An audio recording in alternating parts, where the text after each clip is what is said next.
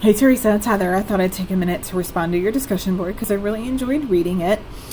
Answering the question, how do I measure my life, is a pretty big kind of question to ask somebody.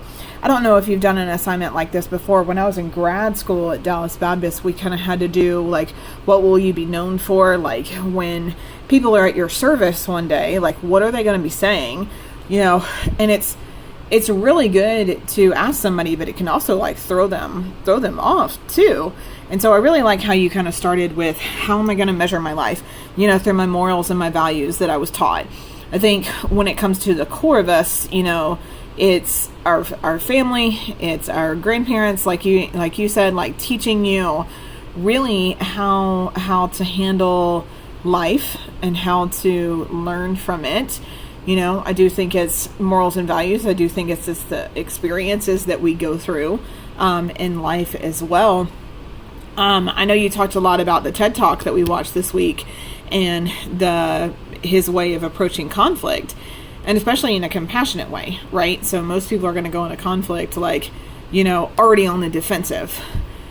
The question I ask clients, especially my couples, about like conflict and especially like active listening, is I say, hey, if you guys are talking to each other, whether it's heated or not, and I was in your house and I said, hey, stop. Can you say what she just said? Can you say what he just said? If the answer is yes, then you're actively listening. You're being compassionate. You're being authentic and genuine versus, what do people get mad?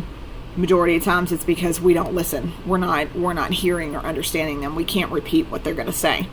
So I really liked his point of being compassionate, that you can go into conflict, but you go into it a different way. The Harvard Business School author, the prologue one that we had to read this week, how will you measure life? I think it was really good of him to point out when he was talking to the one person and they were like, okay, you only have a few minutes, not an hour. He taught him how. The word how versus what. I think that rings true with what you're talking about in your discussion board of like how your grandmother taught you to approach life versus like, here's what you do. Here's an instruction manual. Here's the thoughts, like actually truly thinking about, how we approach others and how we show Jesus to them too. I hope that you're having a great week. I cannot believe we're halfway done with the class. I hope you have a great week. See you in class. Thanks.